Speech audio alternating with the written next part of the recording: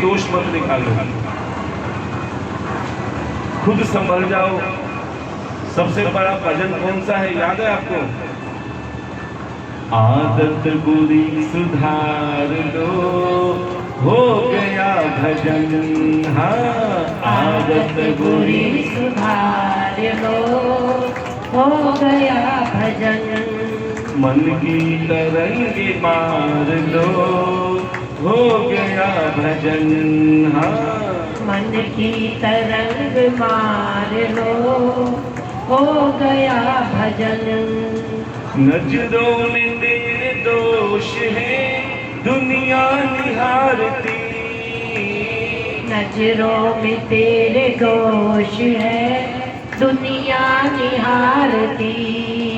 क्योंकि प्यारे नजरों में ही दोष होता है, इसलिए नजर का ऑपरेशन हो सकता है लेकिन नजरिए का नहीं। क्या? नजरों में तेरे दोष है, दुनिया निहारती। नजरों में तेरे दोष है, दुनिया निहारती।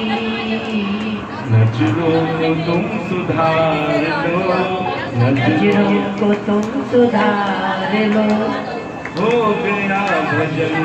हाँ, आदत बुरी सुधार लो, हो गया भजन। और प्यारे एक बात और, क्या? कटुता को मन से त्याग दो, सत्य वचन कहो। कटुता को मन से त्याग दो, सत्य वचन कहो। हाँ, कटुता को मन से त्याग दो, सत्य वचन कहो। कटुता को मन से त्याग दो, सत्य वचन कहो। ये कटुता क्या होती है, बड़े ध्यान से सुनना। कटुता का मतलब होता है कड़वे वचन। एक काम करना, आज हमारा एक कहना मानना कि कथा के बाद जब घर में जाओ, जाते ही आईने में अपना चेहरा देखना। आईना तो सबके घर में है ना। जब आप चेहरा देखोगे आईने में, तो आपके होंठ धनुष की तरह दिखाई देंगे। किसकी तरह? धनुष की तरह। और उस धनुष में से शब्दों के तीर निकलते हैं। यदि मीठे हुए तो किसी के दिल में प्रवेश कर जाएंगे, और यदि कड़वे वचन हुए तो किसी के दिल को चीर जाएंगे। इसलिए गुड़ मत दो, गुड़ जैसी बातें कर लो। कथा में बताया था ना, शरीर एक दुकान है और जुबान इसका ताला है। जब ये जुबान रूपी ताला खुलता है तब पता चलता है ये दुकान सोने की है या कोयले की है। इसीलिए कहते हैं कटुता को मन से त्याग दो, सत्य वचन कहो। कटुता को मन से त्याग दो, सत्य वचन कहो। हाँ, वाणी का स्वर सुधार लो, वाणी का स्वर सुधार लो, हो गया भजन। हाँ, आदत बुरी सुधार लो, हो गया भजन। इसीलिए प्यारे कि प्रेम से बढ़कर कुछ नहीं है। कहते हैं जिस घर में मिठास नहीं होती उस घर में चींटियां भी नहीं आती। इसलिए अपनी वाणी में मिठास अवश्य होनी चाहिए। अब इधर राजा बलि, जिनके अंदर सबसे बड़ा गुण था कि वो बहुत बड़े दानी थे, लेकिन अवगुण क्या था कि उनके अंदर अभिमान था कि संसार में मेरे से बड़ा कोई दानी नहीं। देखो, दान देना बहुत अच्छी बात है, लेकिन उस दान पे अभिमान करना कि मैंने इतना दान दिया, मैंने इतनी सेवा की। यदि अपने दान का, सेवा का जो बखान करता है, उसकी सेवा का फल निष्फल हो जाता है। यदि सेवा करते हो ना, तो प्रभु से प्रार्थना करो कि हे गोविंद, आपने हम पर इतनी कृपा करी कि सेवा करने का अधिकारी बनाया, क्योंकि सेवा हर कोई नहीं कर सकता। जब तक मेरे गोविंद की कृपा ना हो। हाँ, बीमारी में धन लग जाएगा, कोर्ट कचहरी में लग जाएगा, गलत कामों में लग जाएगा, लेकिन सेवा में तभी लगेगा जब गोविंद की कृपा होगी। और प्यारे, जब राजा बलि भर भर के भंडार दान पुण्य में लगा रहे थे, तभी छोटे से ब्राह्मण कौन थे? वामन। छोटी सी छतरी लेकर, आपने कल देखा ना वामन भगवान का रूप। छोटे से ब्राह्मण हाथ में कमंडल, हाथ में छोटी सी छतरी लेकर भिक्षा मांगने के लिए आ रहे हैं। किसके पास? राजा बलि के पास।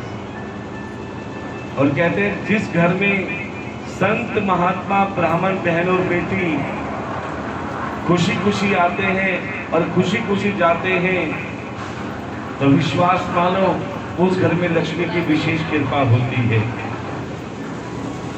अब प्यारे, कि जैसे ही छोटे से ब्राह्मण के रूप में वामन राजा बलि की सभा में आए, तो प्यारे राजा बलि अपने सिंहासन से उठ खड़े हुए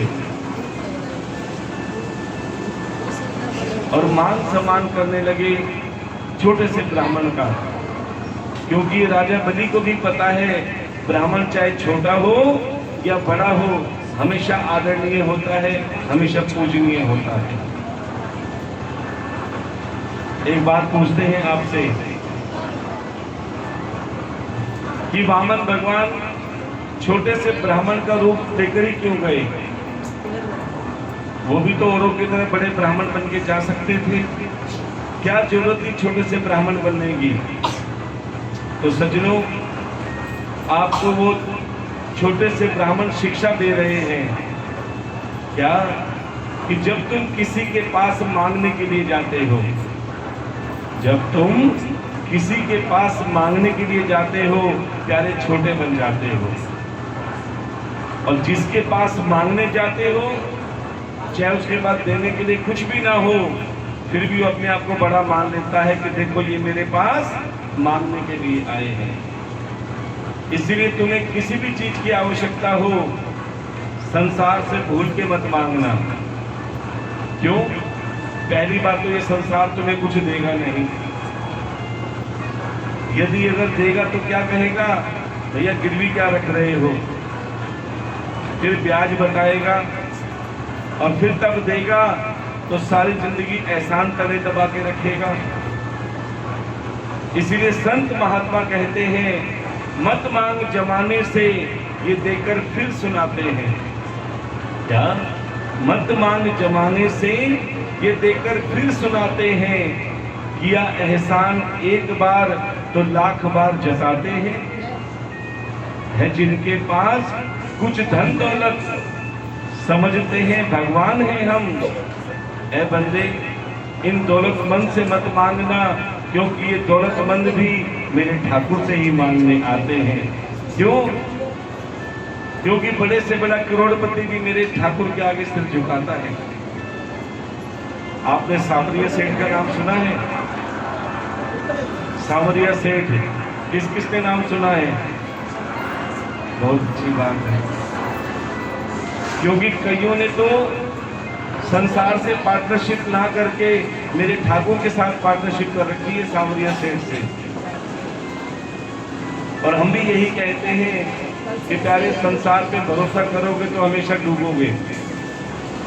मेरे ठाकुर को अपना पार्टनर बना लो।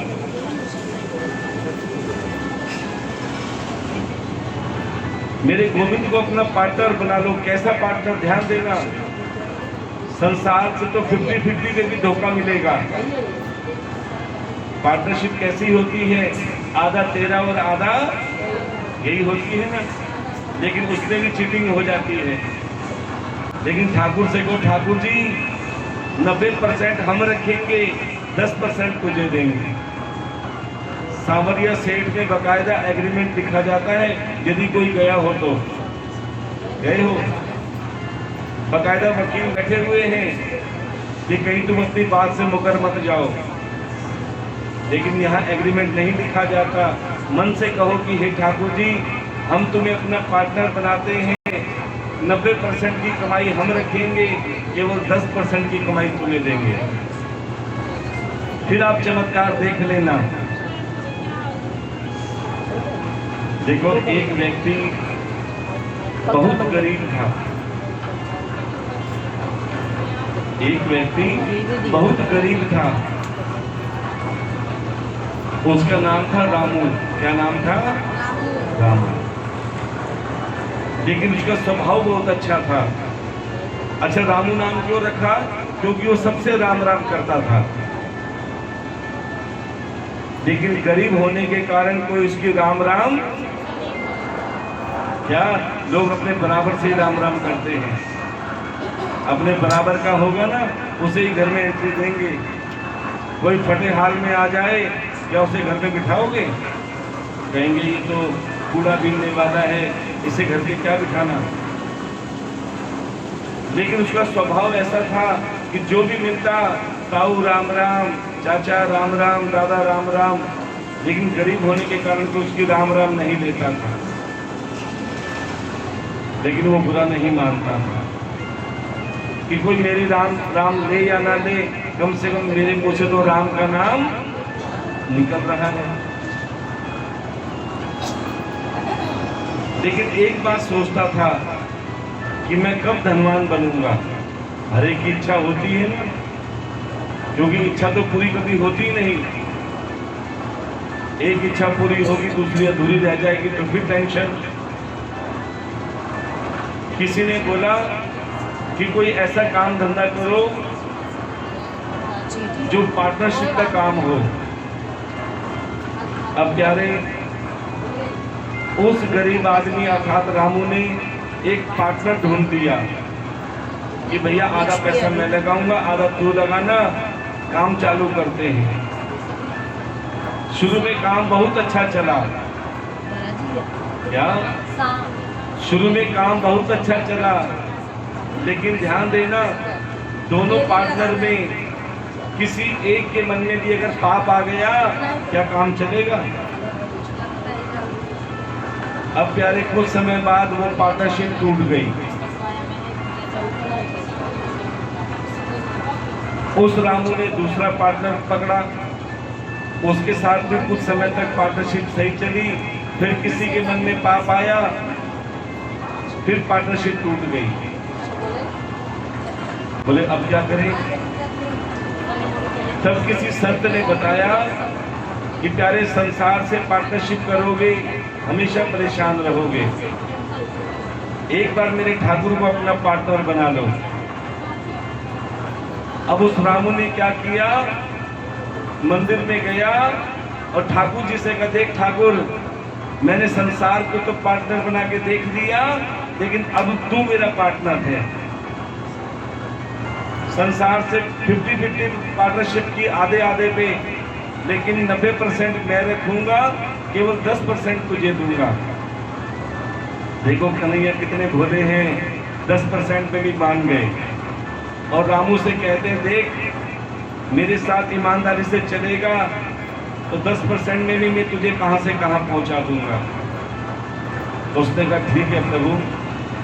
पहले दिन कन्हैया ने उसकी 100 रुपए की कमाई करवा दी। 90 रुपए खुद रखे, 10 रुपए ठाकुर जी के चरणों में रख दिए कि लो ठाकुर जी, आपकी 10% कमाई। कन्हैया ने सोचा ये तो बहुत ईमानदार है। अगले दिन 1000 रुपए की कमाई करा दी। उस रामू ने क्या किया? 10% के हिसाब से 100 रुपए ठाकुर जी के चरणों में रख दिए और 900 रुपए खुद रख लिए। भगवान ने कहा ये बहुत ईमानदार है। अब 1000 से 10,000, 10,000 से 50,000, धीरे धीरे उसका ऐसा काम चला कि प्यारे वो रामू इतना बड़ा सेठ बन गया। और जब भी उसे कमाई होती, प्यारे 10% कभी वो भंडारे में लगा देता, कभी कन्यादान में लगा देता। प्यारे 10% का उसने अलग गुल्लक बना दिया। ये 90% मेरे परिवार के लिए और 10% धर्म के कार्य के लिए। धीरे धीरे वो इतना बड़ा सेठ बन गया कि लोग उसे रामू रामू